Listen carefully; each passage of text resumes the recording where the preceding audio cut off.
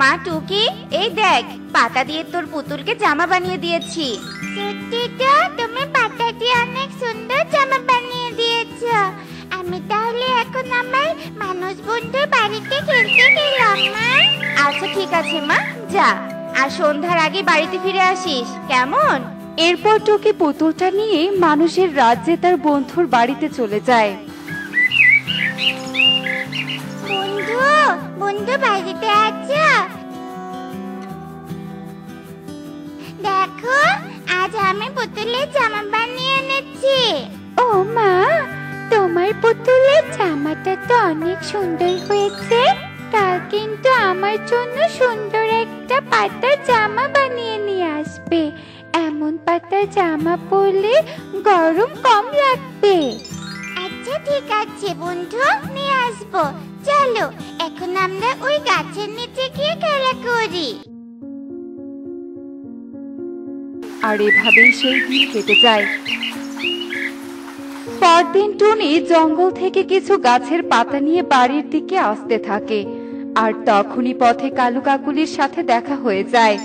কি রে টুনি, এতগুলো গাছের পাতা নিয়ে কি করবি? টুকির মানুষ বন্ধু নাকি একটা পাতার জামা বানিয়ে চেয়েছে, তাই এই পাতাগুলো জঙ্গল থেকে নিয়ে এলাম। টুকির মানুষ বন্ধু পাগল হয়েছে নাকি যে গাছের পাতার জামা পরবে? আচ্ছা ঠিক আছে, যা যা।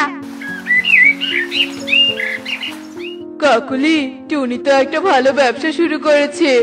আমার মনে হয় টুনি ফ্রিতে জঙ্গল থেকে গাছের পাতা এনে জামা বানিয়ে অনেক টাকা ইনকাম করছে। কি বলছো কি এসব? টুনি তো দেখছি তাহলে আমাদের থেকে ধনী হয়ে যাবে। কালু, যেভাবে হোক এই টুনিকে বন থেকে তাড়িয়ে দিতেই হবে। আর তখন আমরা ফ্রিতে জঙ্গল থেকে পাতা এনে জামা বানিয়ে অনেক টাকা ইনকাম করব। তা তো বুঝলাম কাকুলি, কিন্তু টুনিকে কিভাবে বন থেকে তাড়িয়ে দিব? কালু, আমার মাথায় একটা বুদ্ধি এসেছে, যে বুদ্ধিতে টুনিকে খুব সহজেই বন থেকে বের করে দেয়া যাবে। তারপর কাকুলি তার বুদ্ধির কথা কালুকে খুলে বলে। আর তারপর তারা চুপি চুপি ঈগলের ফলের বাগানে চলে যায়। তারপর ফলের গাছ থেকে পাতা ছিঁড়ে ছিঁড়ে পুরো বাগানে ছিটিয়ে দেয়। কাকুলি, সব জায়গায় পাতা ছিটিয়ে দিয়েছি। হ্যাঁ কালু, সব জায়গায় দিয়েছি। এখন চলো আমরা ঈগল দাদার বাড়িতে যাই। বন প্রধান, বন প্রধান বাড়িতে আছেন? হ্যাঁ কালু, বাড়িতেই আছি। তা তোরা আমার বাড়িতে কি মনে করে এসেছিস? আসলে আপনাকে একটা খবর দিতে এসেছি। আমাদের বনের টুনি তো আপনার ফলের বাগান থেকে পাতা ছিঁড়ে নিয়ে যাচ্ছে, আর সেই পাতা দিয়ে জামা বানিয়ে পাখি ও মানুষের কাছে বিক্রি করছে। কি? ওই টুনির এত বড় সাহস বন প্রধানের বাগানে ঢুকে ফলের গাছের পাতা ছিঁড়ে নিয়ে যাচ্ছে? কিন্তু তোরা কি সত্যি বলছিস? আমার তো বিশ্বাসই হচ্ছে না। পাতার জামা কি কেউ পরে নাকি? বিশ্বাস না করলে আপনি আমাদের সাথে চলুন, আমরা আপনাকে সব প্রমাণ দেখাবো। আচ্ছা ঠিক আছে, চল দেখি। বন প্রধান হয়ে প্রমাণ ছাড়া তো আর কাউকে আমি শাস্তি দিতে পারি না। এরপর কালু আর কাকুলি ঈগলকে নিয়ে তার ফলের বাগানে চলে যায়। এই যে দেখুন বন প্রধান, আপনার বাগান থেকে পাতা ছিঁড়ে নিয়ে যেতে এগুলো পাতা নিচে পড়ে গেছে। তাই তো দেখছি। শয়তান টুনি, তোকে তো এবার কঠিন শাস্তি দিয়ে ছাড়বো। বন প্রধান, আগে টুনির বাড়িতে গিয়ে জামা বানানো নিজ চোখে দেখেন, তারপর টুনিকে কঠিন শাস্তি দিয়েন।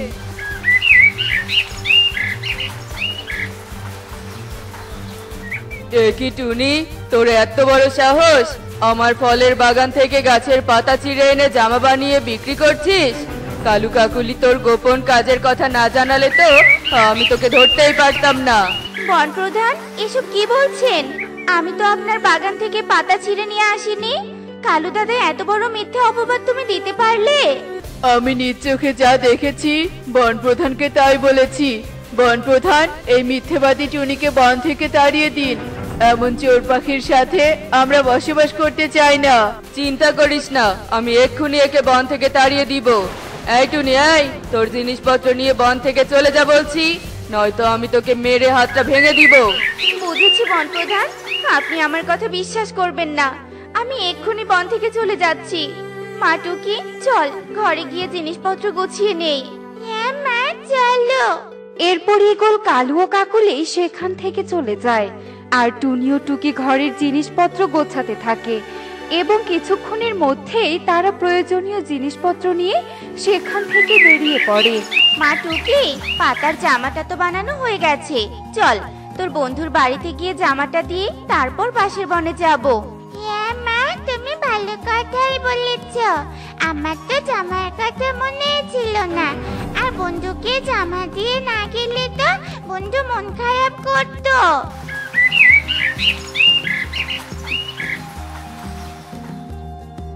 বন্ধু, বন্ধু, কোথায় তুমি? তাড়াতাড়ি বাইরে এসো, দেখো তোমার জন্য জামা বানিয়ে নিয়ে এসেছি। মা দেখো, আমার জন্য টুকি কত সুন্দর জামা বানিয়ে এনেছে। এই পাতার জামা পরলে অনেক আরাম লাগবে, তাই না মা? হ্যাঁ রে মা, পাতার জামা পরলে তো শরীর ঠান্ডা থাকে। টুনি, তুমি তো অনেক সুন্দর জামা বানাতে পারো। তুমি যদি তোমাদের বনে একটা পাতার জামার দোকান দাও, তাহলে মানুষ পাখি সবাই তোমার কাছে জামা কিনতে যাবে। এতে তোমার অনেক টাকাও ইনকাম হবে। কিন্তু দিদি, আমাকে তো বন থেকে তাড়িয়ে দিয়েছে। কি বলছো এসব? তোমাকে আবার বন থেকে কে তাড়িয়ে দিয়েছে? তারপর টুনি রিমাকে সব কথা খুলে বলে। আমার মনে হয় ওই কালু কাকুলি নিজেরা পাতা দিয়ে জামা বানিয়ে বিক্রি করবে, আর তাই তোমাকে মিথ্যে অপবাদ দিয়ে বন থেকে তাড়িয়ে দিয়েছে। চিন্তা করো না, তোমাদের বন থেকে তাড়িয়ে দিয়েছে তো কি হয়েছে, তুমি আমাদের বাড়িতে থাকবে আর আমাদের গাছের পাতা দিয়ে জামা বানিয়ে বিক্রি করবে। সত্যি বলছো দিদি? তুমি তোমাদের বাড়িতে আমাকে জায়গা দিবে? হ্যাঁ টুনি, আমি সত্যি বলছি। সব জিনিসপত্র ঘরে রেখে আমার সাথে বাগানে চলো, তোমাকে আমাদের গাছের বাগানটা দেখিয়ে দেই। মিথ্যে অপবাদ দিয়ে তো টুনিকে বন থেকে তাড়িয়ে দিলাম।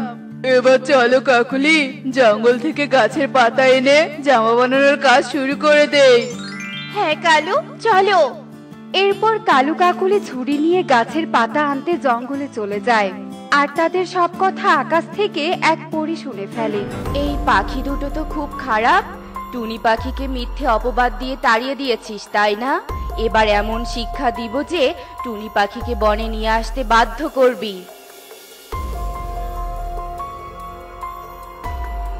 কালু, এই কাঁঠাল গাছে উঠে পাতা ছিঁড়ে দাও। কাঁঠাল গাছের পাতা শক্ত আছে, তাই জামা বানালে সহজে ছিঁড়বে না। এরপর কালু কাঁঠাল গাছে উঠে পড়ে, আর তখনই পরী তার জাদু শক্তি দিয়ে সাপ হয়ে কালুর কাছে চলে যায়, আর সাপটি কালুর শরীরে পেঁচিয়ে ধরে। ওরে বাবারে, ওরে মারে! কাকুলি, তাড়াতাড়ি আমাকে এই সাপের হাত থেকে বাঁচাও। এই সাপ যে আমাকে মেরে ফেলবে। ওরে বাবারে! আমি কি করে বাঁচাবো কালু? সে সাপের কাছে গেলে তো সাপটা আমাকে কামড় দিয়ে মেরে ফেলবে। এখন দেখছি তোদের মনে মরার জন্য খুব ভয় হচ্ছে, কিন্তু যখন অন্য পাখিকে মিথ্যে অপবাদ দিয়ে বন থেকে তাড়িয়ে দিয়েছিলি, তখন এমন ভয় হয়নি। সাপ, তুমি কথা বলতে পারো? দয়া করে আমাকে ছেড়ে দাও। আমি আর কখনো কোনো পাখিকে মিথ্যে অপবাদ দিয়ে বন থেকে তাড়িয়ে দিব না। আগে টুনি পাখিকে বন থেকে ফিরিয়ে নিয়ে আয়, তারপরেই তোকে ছেড়ে দিব। আর শোন, শুধু পাখিকে নয়, বনের সব পাখিকে এখানে নিয়ে আসবি। তোরা কত খারাপ সেটা তো বনের পাখিরাও জানবে। আচ্ছা ঠিক আছে সাপ, আমি এক্ষুনি সবাইকে ডেকে নিয়ে আসছি।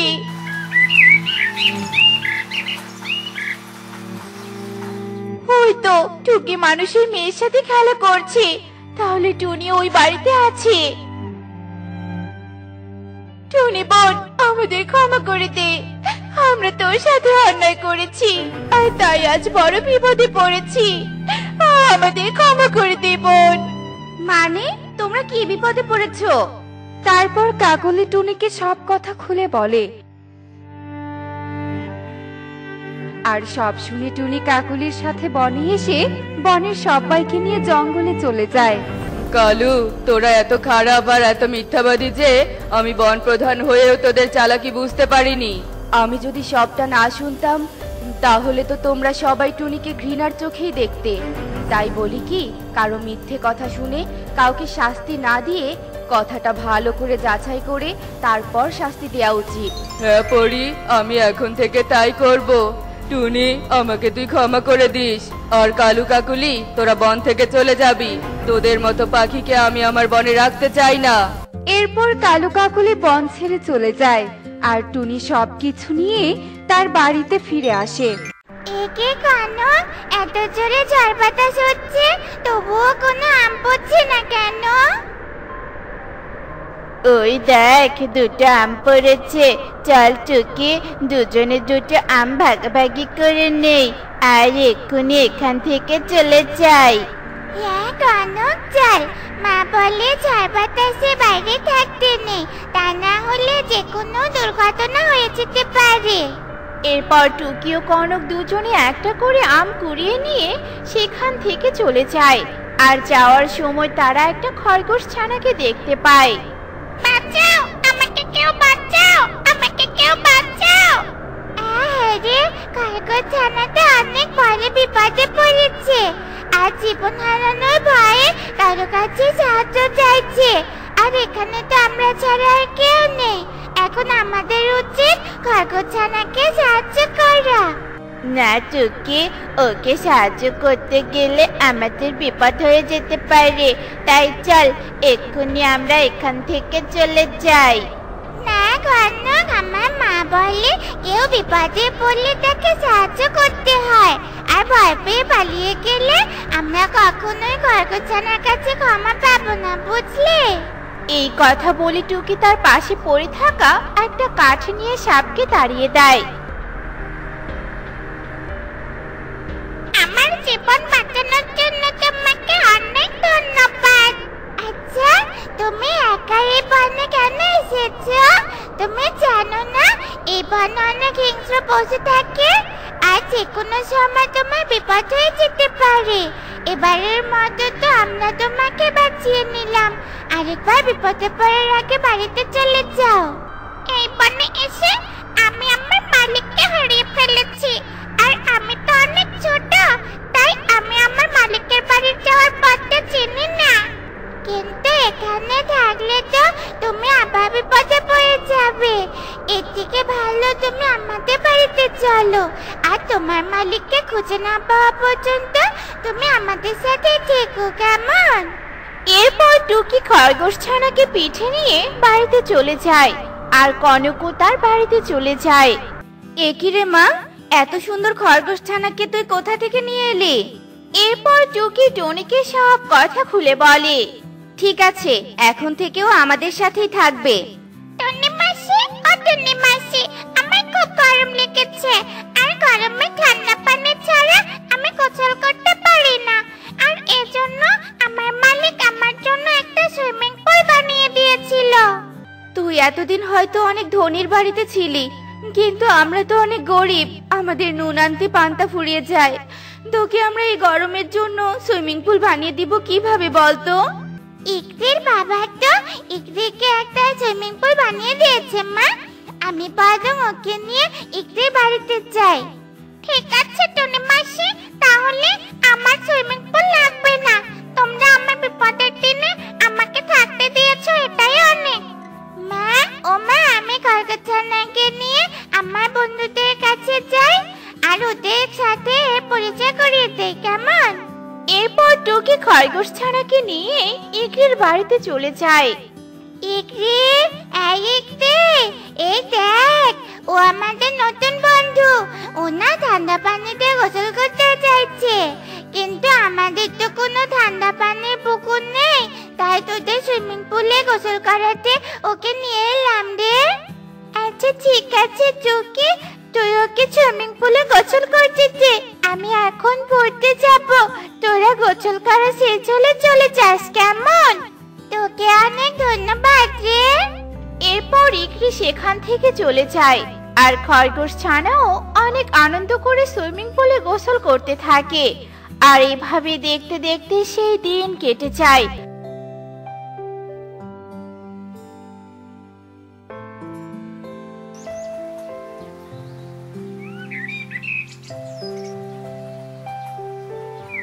আর এভাবে রোজ টুকি খরগোশ ছানাকে নিয়ে ইকরিদের সুইমিং পুলে যেত।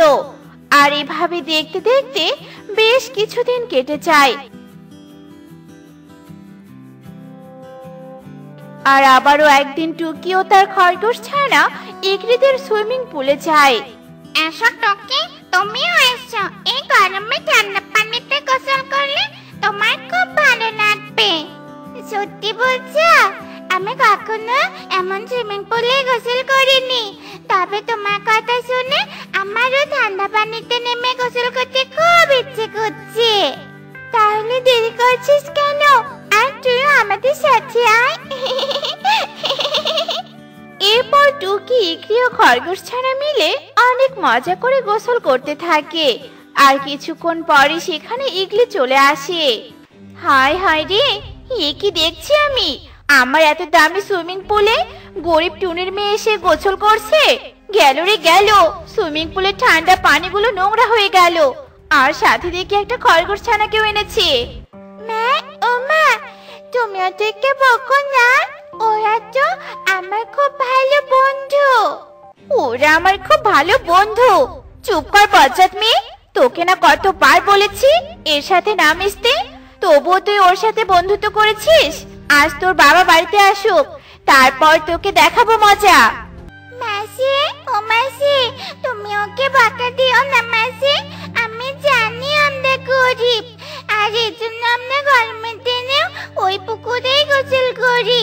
কিন্তু ওরা বললো ঠান্ডা পানিতে গোসল করলে নাকি খুব ভালো লাগবে, আর এই জন্য আমি। চুপ কর, অনেক বকবক করেছিস। এখন তোরই খরগোশ ছানাকে নিয়ে এখান থেকে বিদায় হয়ে যা, আর কখনো যেন তোকে বাড়িতে আসতে না দেখি। এরপর টুকি ও খরগোশ ছানা কাঁদতে কাঁদতে সেখান থেকে চলে যায়। এ কি রে মা, তোরা কোথায় গিয়েছিলি? আর তোদের চোখে পানি কেন? কি হয়েছে তোদের? টুকি তার মাকে ইগলির খারাপ ব্যবহারের কথা খুলে বলে। কাঁদিস না মা, তোরা কাঁদিস না। ধনীরা আমাদের মতো গরিবদেরকে অবহেলা করবে, কিন্তু তোরা যেন কখনো কাউকে অবহেলা করিস না রে মা। কেউ মনে কষ্ট পায় এমন কথা কাউকেই বলবি না, কেমন? মা, ও মা, তুমি খুব ভালো মা। তুমি সবার থেকে আলাদা। আমার মা পৃথিবীর সব থেকে ভালো মা। এরপর দেখতে দেখতে সেই দিন কেটে যায়।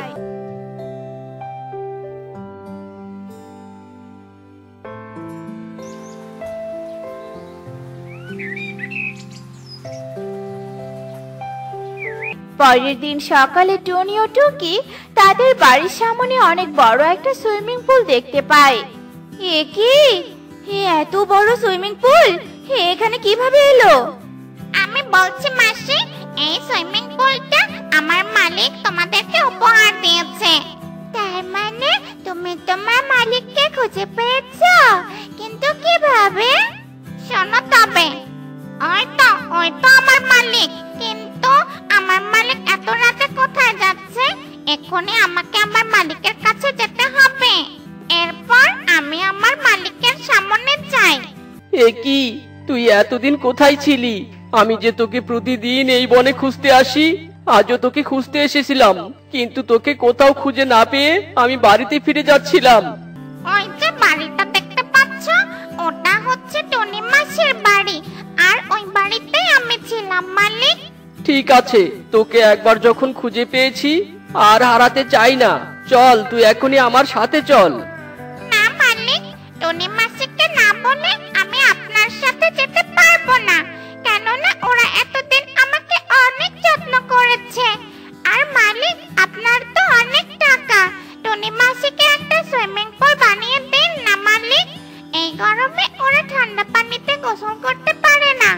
ঠিক আছে, তুই যা বলবি তাই হবে। এরপর আমার মালিক এই সুইমিং পুলটা বানিয়ে দেয়। তোমরা এখন থেকে গরমের দিনে এখানেই গোসল করবে, কেমন? ওই তো আমার মালিক এসে গেছে, এখন আমাকে যেতে হবে। বিদায় টুনি মাসি, বিদায় টুকি। এরপর খরগোশ ছানা তার মালিকের সাথে চলে যায়। আর টনি ও টুকিদের সুইমিং পুলে বনের অনেকে গোসল করতে আসে। আর এর বিনিময়ে টুনিকে টাকা দিয়ে চলে যায়। আর এভাবেই টুনি ও তার মেয়ে টুকি সুখে দিন কাটাতে থাকে।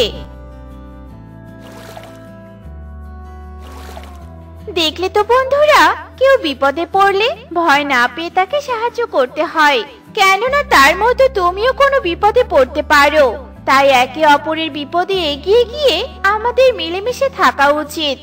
এমনই সব মজার মজার শিক্ষণীয় টুনি পাখির গল্প দেখতে আমাদের পাশে থেকো। আর গল্পটি কেমন হয়েছে তা কমেন্টে জানাতে ভুলো না কিন্তু। Bye bye.